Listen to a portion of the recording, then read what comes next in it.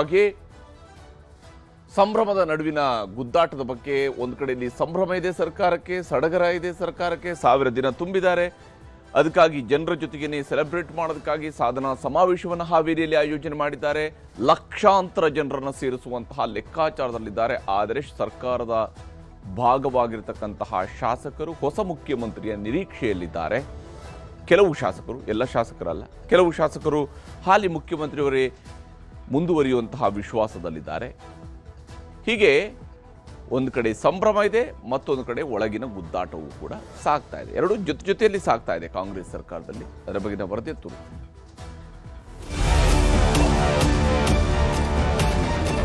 ನಾನು ಯಾವತ್ತೂ I live on hope, I live on confidence. ಮುಂದೆ ಏನಾಗ್ತದೆ ಅನ್ನೋದನ್ನ ನಾನೀಗ ಚರ್ಚೆ ಮಾಡೋಕೆ ಹೋಗುದಿಲ್ಲ. ಮನುಷ್ಯನಿಗೆ ನಂಬಿಕೆ ಕೂಡ ಬಹಳ ಅಷ್ಟೇ ಮುಖ್ಯ. ಶ್ರಮಕ್ಕೆ ಫಲ ಯಾವತ್ತೂ ಎಲ್ಲರಿಗೂ ಇದ್ದೇ ಇರ್ತದೆ. ನಿಮಗೂ ಇರ್ತದೆ, ನನಗೂ ಇರ್ತದೆ, ಎಲ್ಲರಿಗೂ ಇರ್ತದೆ. ಸೊ ಎಲ್ಲಿ ಶ್ರಮ ಇದೆಯೋ ಅಲ್ಲಿ ಫಲ ಇದೆ. ಭಕ್ತನಿಗೂ ಭಗವಂತನಿಗೂ ವ್ಯವಹಾರ ಮಾಡುವಂತ ಸ್ಥಳ ದೇವಾಲಯ. ರಾಜ್ಯ ಕಾಂಗ್ರೆಸ್ ಸರ್ಕಾರ ಬರೋಬ್ಬರಿ 1000 ದಿನಗಳನ್ನ ಪೂರೈಸಿದೆ. ಸಂಭ್ರಮಾಚರಣೆಗೂ ವೇದಿಕೆ ಸಜ್ಜಾಗ್ತಿದೆ. ಸಂಭ್ರಮದಲ್ಲಿರಬೇಕಾದ ದಿನಗಳಲ್ಲೇ ಸಿಎಂ ಡಿಸಿಎಂ ನಡುವಿನ ಕುರ್ಚಿ ಕಚ್ಚಾಟ ಇನ್ನೊಂದು ಮಜಲು ಪಡೆದಿದೆ. ಡಿಕೆ ಶಿವಕುಮಾರ್ ದೆಹಲಿಗೆ ಹೋಗಿ ಬಂದ ಮೇಲಿನ ವರಸೆಯೇ ಬದಲಾಗಿ ಬಿಟ್ಟಿದೆ. ಸೀಟು ಹಂಚಿಕೆ ವಿಚಾರವಾಗಿ ಎರಡೂ ಬಣಗಳ ಪರಸ್ಪರ ಹೇಳಿಕೆಗಳ ನಡುವೆಯೇ ಸಿಎಂ ಹಾಗೂ ಡಿಸಿಎಂ ಸರ್ಕಾರದ ಕಾರ್ಯಕ್ರಮದಲ್ಲಿ ವೇದಿಕೆ ಹಂಚಿಕೊಂಡಿದ್ದರು. ಬೆಂಗಳೂರಿನಲ್ಲಿ ನಡೆದ ಅಂತಾರಾಷ್ಟ್ರೀಯ ಅಣೆಕಟ್ಟು ಸುರಕ್ಷತಾ ಸಮ್ಮೇಳನದ ವೇದಿಕೆಯಲ್ಲಿ ಜೊತೆಯಾಗಿದ್ದರು. ಒಬ್ಬರ ಮುಖ ಒಬ್ಬರು ನೋಡಲಿಲ್ಲ, ಕೈ ಹಿಡಿದು ಮಾತನಾಡಿಸಲಿಲ್ಲ. ಒಂದೇ ವೇದಿಕೆಯಲ್ಲೇ ಇದ್ದರೂ ಮಾತಿಲ್ಲ, ಕಥೆಯಿಲ್ಲ ಎಂಬಂತೆ ಇಬ್ಬರೂ ಕುಳಿತು ಎದ್ದು ಬಂದಿದ್ದಾರೆ.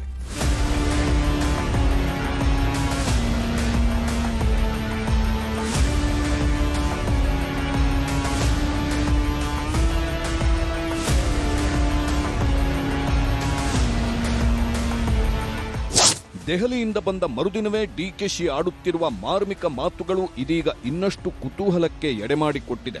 ಶ್ರಮಕ್ಕೆ ಯಾವತ್ತೂ ಫಲ ಸಿಕ್ಕೇ ಸಿಗುತ್ತೆ ಎಂಬ ವಿಶ್ವಾಸ ಡಿಕೆ ಅವರದ್ದು. ಶಾಸಕರ ಪ್ರವಾಸದ ಬಗ್ಗೆ ನನಗೇನೂ ಗೊತ್ತಿಲ್ಲ ಅನ್ನುತ್ತಲೇ ನಾಳೆಯ ಹಾವೇರಿ ಕಾರ್ಯಕ್ರಮವೇ ನಮಗೆ ಮುಖ್ಯ ಅಂದ್ರು. ಕಾಂಗ್ರೆಸ್ನಲ್ಲಿ ಶ್ರಮಪಟ್ಟವರಿಗೆ ಫಲ ಸಿಕ್ಕೇ ಸಿಗುತ್ತೆ, ನಾನಾಗಲಿ ಇನ್ಯಾರೇ ಆದ್ರೂ ಕೂಡ ಶ್ರಮಕ್ಕೆ ಫಲ ನಿಶ್ಚಿತ ಎಂಬ ಸಂದೇಶ ರವಾನಿಸಿದ್ರು. ನೋಡಪ್ಪ, ನಾನು ಯಾವತ್ತೂ I live on hope, I live on confidence. ಶ್ರಮಕ್ಕೆ ಫಲ ಯಾವತ್ತೂ ಎಲ್ಲರಿಗೂ ಇದ್ದೇ ಇರ್ತದೆ. ನಿಮಗೂ ಇರ್ತದೆ, ನನಗೂ ಇರ್ತದೆ, ಎಲ್ಲರಿಗೂ ಇರ್ತದೆ. ಸೊ ಎಲ್ಲಿ ಶ್ರಮ ಇದೆಯೋ ಅಲ್ಲಿ ಫಲ ಇದೆ, ಎಲ್ಲಿ ಭಕ್ತಿ ಇದೆಯೋ ಅಲ್ಲಿ ಭಗವಂತ ಇದೆ. ಶೀಘ್ರದಲ್ಲೇ ಅಂತ ನಮ್ಮ ಜೈನ್ ಜಾತ್ರೆ ಇದೆ, ಪ್ರತಿ ವರ್ಷ ಹೋಗ್ತೀನಿ. ಈಗೂ ಕೂಡ ಒಂದು ಅರ್ಧ ಗಂಟೆ ಹೋಗಿ ಒಂದು ನಮಸ್ಕಾರ ಹೇಳ್ಬಿಟ್ಟು ವಾಪಸ್ ಬರ್ತೀನಿ. ಈ ಮಧ್ಯೆ ಸಿಎಂ ಡಿಸಿಎಂಗೆ ಹೈಕಮಾಂಡ್ ಇದೇ 17ರಂದು ಬುಲಾವ್ ಕೊಟ್ಟಿದೆ ಎಂಬ ಗುಸುಗುಸು ಎದ್ದಿತ್ತು. ಇದಕ್ಕೆ ಸ್ಪಷ್ಟತೆ ಕೊಟ್ಟ ಡಿಕೆಶಿ, ನನಗೆ ಗೊತ್ತಿಲ್ಲ, ಸಮಯವೇ ಎಲ್ಲದಕ್ಕೂ ಉತ್ತರ ಕೊಡಲಿದೆ ಎಂದ್ರು. I don't know. Let us see. Time will answer for all those things. There is a lot of discussion. MLAs Delhi. ಬೆಳಿಗ್ಗೆ ಮನೆ ಮುಂದೆ ಹೀಗೆ ಹೇಳಿ ಅಣೆಕಟ್ಟು ಸುರಕ್ಷತಾ ಸಮ್ಮೇಳನಕ್ಕೆ ಹೋದ್ರು. ಬಳಿಕ ಅಲ್ಲಿಂದ ತುಮಕೂರು ಜಿಲ್ಲೆ ತಿಪಟೂರಿನ ಅಜ್ಜಯ್ಯನ ಮಠದಲ್ಲಿ ನಡೆಯುತ್ತಿರುವ ಜಾತ್ರಾ ಮಹೋತ್ಸವದಲ್ಲಿ ಪಾಲ್ಗೊಂಡ್ರು. ಅಲ್ಲೂ ಕೂಡ ಅದೇ ಮಾರ್ಮಿಕ ಮಾತು, ಅದೇ ಒಗಟು ಮಾತುಗಳ ಮೂಲಕವೇ ಕುತೂಹಲ ಉಳಿಸಿಕೊಂಡಿದ್ದಾರೆ.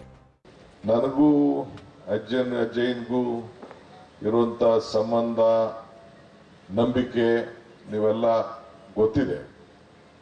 ಸೊ ನಾವೆಲ್ಲ ಮಾರ್ಗದರ್ಶನದಲ್ಲಿ, ಅವರ ಮಾರ್ಗದರ್ಶನದಲ್ಲಿ ನಾವೆಲ್ಲ ಬದುಕ್ತಾ ಇದ್ದೇವೆ. ಅವರ ಶಕ್ತಿಯಿಂದನೇ ಇವತ್ತು ಇಲ್ಲಿವರೆಗೂ ಕೂಡ ನಾವು ಬೆಳ್ಕೊಂಡು ಬಂದಿದ್ದೇವೆ.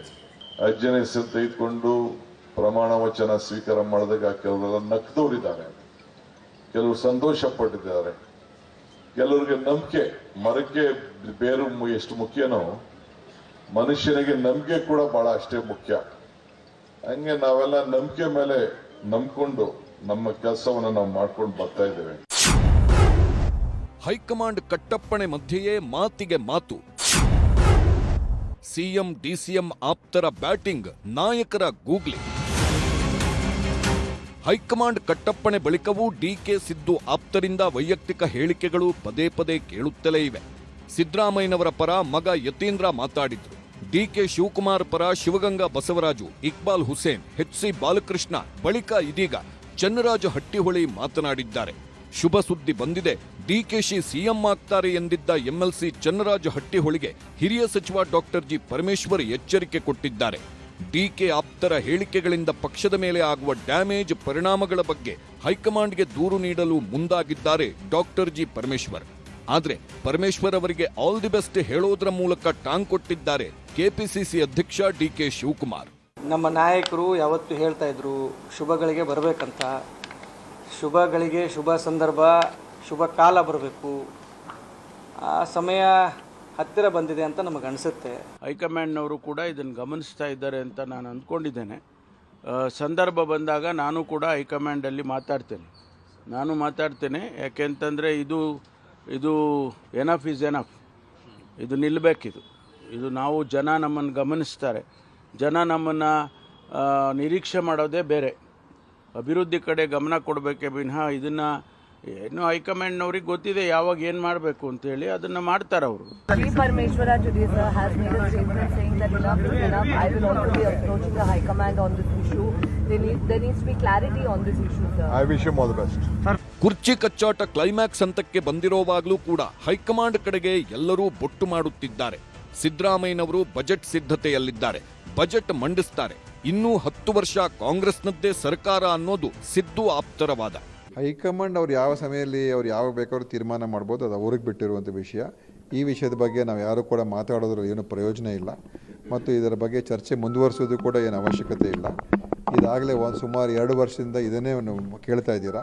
ಅದಕ್ಕೋಸ್ಕರ ಇದನ್ನು ಮುಂದೆ ಮತ್ತೆ ಪ್ರಶ್ನೆ ಉತ್ತರ ಕೊಡುವಂಥದ್ದು ಅದು ಯಾವುದೇ ಅಗತ್ಯತೆ ಇಲ್ಲ. ಈಗಾಗಲೇ 3 ಸಾರಿ ಹುಟ್ಟಿದ್ದಾರೆ. ಸೊ ಇದನ್ನು ನಿರೀಕ್ಷೆ ಮಾಡಿದ್ರೆ ಒಳ್ಳೇದು ಕೊಡುತ್ತಾ ಆಶೆಯನ್ನು ವ್ಯಕ್ತ ಮಾಡ್ತೀನಿ. ನೋಡೋಣ, ವೇಟ್ ಮಾಡೋಣ. 6 ತಾರೀಕು ಬಜೆಟ್ ಮಂಡನೆ ಮಾಡ್ತಾರೆ CM ಅವರು. ಸಿದ್ದರಾಮಯ್ಯರು ಒಳ್ಳೆ ಕೆಲಸ ಮಾಡ್ತಾರೆ, ಒಳ್ಳೆ ಬಡ್ಜೆಟ್ ಕೊಡ್ತಾರೆ, ಸಾರ್ವಜನಿಕರಿಗೆ ಹಿತದೃಷ್ಟಿಯಿಂದ ಕೆಲಸ ಮಾಡಿ 17ನೇ ಬಡ್ಜೆಟನ್ನು ಕೂಡ ಪ್ರೆಸೆಂಟ್ ಮಾಡ್ತಾ ಇದ್ದಾರೆ ಅವರು. ಈ ರಾಜಕೀಯವಾಗಿ ಬದಲಾವಣೆಗಳ ವಿಷಯಗಳನ್ನು ನಮ್ಮ ಮಟ್ಟದಲ್ಲಿಲ್ಲ, ಅದು ಹೈಕಮಾಂಡ್ ಇದೆ. ಹೈಕಮಾಂಡ್ ಏನು ತೀರ್ಮಾನ ಮಾಡೋದಕ್ಕೆ ಅವರು ಹೇಳಿದ್ದಾರೆ. ಹೈಕಮಾಂಡ್ ಬದ್ಧವಾಗಿರ್ತೀನಿ ಅಂತ ಹೇಳಿದಾಗ ಅದನ್ನು ಯಾರು ಪ್ರಶ್ನೆ ಮಾಡೋ ಅವಶ್ಯಕತೆನೇ ಇಲ್ಲ. ಗೊಂದಲ, ನನಗೆ ಯಾವ ಗೊಂದಲನೂ ಇಲ್ಲ. ನನಗೆ ನನ್ನ ಪಕ್ಷ ಕೆಲಸ ಕೊಟ್ಟಿದೆ. ನನ್ನ ಮುಖ್ಯಮಂತ್ರಿಗಳು, ಪಕ್ಷದ ಅಧ್ಯಕ್ಷರು, ಉಪಮುಖ್ಯಮಂತ್ರಿಗಳು ಜನರು ಕೆಲಸ ಮಾಡೋಕ್ಕೆ ಅವಕಾಶ ಕೊಟ್ಟಿದ್ದಾರೆ. ನನಗೆ ಯಾವ ಗೊಂದಲನೂ ಇಲ್ಲ. ಕುರ್ಚಿಯಲ್ಲಿ ಕೂತಿದೆಯಾ, ಜನಗಳ ಕೆಲಸ ಮಾಡು ಅಂತ ಹೇಳಿದ್ದಾರೆ. ನನ್ನ ಪಕ್ಷ ಹೇಳಿದೆ, ನನ್ನ ಮುಖ್ಯಮಂತ್ರಿ ಉಪಮುಖ್ಯಮಂತ್ರಿ ಹೇಳಿದೆ, ನಾನು ಕೆಲಸ ಮಾಡ್ತಾ ಇದ್ದೇನೆ. ಇನ್ನು ಕಾಂಗ್ರೆಸ್ ಶಾಸಕರಲ್ಲೂ ಸಿದ್ದರಾಮಯ್ಯ ಅವರೇ ಮುಖ್ಯಮಂತ್ರಿಯಾಗಿ ಮುಂದುವರಿಯುವ ವಿಶ್ವಾಸ ಇದೆ. ಮುಖ್ಯಮಂತ್ರಿಗಳಾಗಿ ಸನ್ಮಾನ್ಯ ಸಿದ್ದರಾಮಯ್ಯ ಸಾಹೇಬರು ಇರಬೇಕು ಅಂತೀವಿ ನಾವು. ನಮ್ಮ ಪಕ್ಷದವ್ರು ಇರಬೇಕು, ಆಗಬಾರ್ದು ಅಂತ ನನ್ನ ಪ್ರಶ್ನೆ ಅಲ್ರಿ. ಎಲ್ರಿಗೂ ಅವಕಾಶ ಸಿಗ್ತದೆ ಎಲ್ರಿಗೂ. ಈಗೇನು ನೀವು ಕೇಳ್ತಾ ಇರೋದು ಪ್ರಶ್ನೆ, ಈಗ ಪ್ರಸ್ತುತವಾಗಿ ಪ್ರಶ್ನೆ ಕೇಳ್ತಾರೆ. 5 ವರ್ಷ ಅಲ್ಲ, ಅವರು ಇನ್ನೂ 10 ವರ್ಷ ಇರಬೇಕು ಅಂತ ಆಸೆ, 15 ವರ್ಷ ಇರಬೇಕು ಅನ್ನೋ ಆಸೆ ನನಗೆ. ಇನ್ನೂ 15 ವರ್ಷ ಅವರೇನೆ ಮುಖ್ಯಮಂತ್ರಿಗಳಾಗಿರ್ಬೇಕು ಅಂತ ನಮ್ಮೆಲ್ಲರ ಆಸೆ. ಪವರ್ ಶೇರಿಂಗ್ ಸಂದರ್ಭದಲ್ಲಿ ಭಾರಿ ಚರ್ಚೆಗೆ ಕಾರಣ ಆಗ್ತದೆ. 2 ಕಾಕತಾಳಿ ಆಗಿರ್ಬೋದೇನೋ. ಪವರ್ ಶೇರಿಂಗ್ ಅಂತಕ್ಕಂಥ ವಿಚಾರ ನೋಡಿ, ಅದು ಹೈಕಮಾಂಡ್ ತಾಳ್ತಕ್ಕಂಥ ತೀರ್ಮಾನ, ಯಾವ ಶಾಸಕರ ಕೈಯಲ್ಲೂ ಇಲ್ಲ. ಅದು ಯಾರೋ ಒಬ್ಬ, ನಾವು ಮೊದಲನೇ ಬಾರಿ ಗೆದ್ದಿರ್ತಕ್ಕಂಥವ್ರು, ನಾವು ಆ ವಿಚಾರವಾಗಿ ಮಾತಾಡಲಿಕ್ಕೆ ನಾವು ಬರೋದಿಲ್ಲ. ಹೈಕಮಾಂಡ್ ಏನು ತೀರ್ಮಾನ ತಾಳುತ್ತೆ ಆ ತೀರ್ಮಾನಕ್ಕೆ ನಾವು ಬದ್ಧರಾಗಿರ್ಬೇಕು ಅಂತಕ್ಕಂಥದ್ದು ಎಲ್ಲ ಮುಖಂಡರು ಕೂಡ ಹೇಳಿದ್ದಾರೆ. ಅದು ಸಿದ್ದರಾಮಯ್ಯನವರು ಹೇಳಿದ್ದಾರೆ, DK ಶಿವಕುಮಾರ್ ಅವರು ಹೇಳಿದ್ದಾರೆ, ಅಥವಾ ಇನ್ನಿತರ ಮುಖಂಡರು ಕೂಡ ಹೇಳಿದ್ದಾರೆ. ಹೈಕಮಾಂಡ್ ಏನು ತೀರ್ಮಾನ ತಾಳುತ್ತೆ ಆ ತೀರ್ಮಾನಕ್ಕೆ ನಾವೆಲ್ಲರೂ ಕೂಡ ತಲೆಬಾಗ್ತೀವಿ. ಹೀಗೆ ಕಾಂಗ್ರೆಸ್ ಶಾಸಕರೆಲ್ಲ ತಮ್ಮ ಸರ್ಕಾರದ ಬಗ್ಗೆ ತಲೆಗೊಂದರಂತೆ ಮಾತನಾಡುತ್ತಿದ್ದರೆ ಇದೇ ಪ್ರತಿಪಕ್ಷ ಬಿಜೆಪಿಗೆ ದೊಡ್ಡ ಅಸ್ತ್ರವಾಗಿ ಸಿಕ್ಕಿದೆ. ಇದೇ ಕಾರಣಕ್ಕೆ 1000 ದಿನದ ಸಂಭ್ರಮ ಮಾಡಲು ಹೊರಟವರಿಗೆ ಮಾತಲ್ಲೇ ಬಿಸಿ ಮುಟ್ಟಿಸುವ ಪ್ರಯತ್ನದಲ್ಲಿದ್ದಾರೆ. ಸಾಧನೆಯಲ್ಲ, ಕರಾಳ ದಿನ. 1000 ದಿನಗಳ ಸಾಧನೆ ಕೆಣಕಿದ ಬಿಜೆಪಿ. 1000 ದಿನಗಳ ಸರ್ಕಾರದಲ್ಲೂ CM ಪಟ್ಟದ ಫೈಟನ್ನ ಕೆಣಕಿದೆ ಬಿಜೆಪಿ. ಶಾಸಕರು ಫಾರಿನ್ಗೆ ಹೋಗೋದಷ್ಟೇ ಅಲ್ಲ, ಗೋವಾದಲ್ಲಿ ಕಾಂಗ್ರೆಸ್ ಶಾಸಕರಿಗೆ 40 ರೂಮ್ ಬುಕ್ ಆಗಿದೆ ಎಂಬ ಹೊಸ ಬಾಂಬ್ ಹಾಕಿದ್ದಾರೆ ಬಿಜೆಪಿ ಶಾಸಕ ಅಭಯ್ ಪಾಟೀಲ್. ರೂಮ್ಗಳೇನೋ ಬುಕ್ ಆಗಿದೆ, ಆದ್ರೆ ಗೋವಾಗೆ ಹೋಗುವ ಶಾಸಕರು ಯಾರ ಬಣ ಅನ್ನೋದು ಮಾತ್ರ ಸಸ್ಪೆನ್ಸ್ ಅಂತಾರೆ. ಇಷ್ಟು ದಿನ ಕುರ್ಚಿ ಕಚ್ಚಾಟ, ಅಧಿಕಾರ ಹಂಚಿಕೆ ಜಂಜಾಟವೇ ಆಯ್ತು. ಏನು ಸಾಧನೆಗೋಸ್ಕರ ಸಮಾವೇಶ ಎಂದು ಪ್ರಶ್ನಿಸಿದ್ದಾರೆ ಪ್ರತಿಪಕ್ಷ ನಾಯಕ ಆರ್ ಅಶೋಕ್.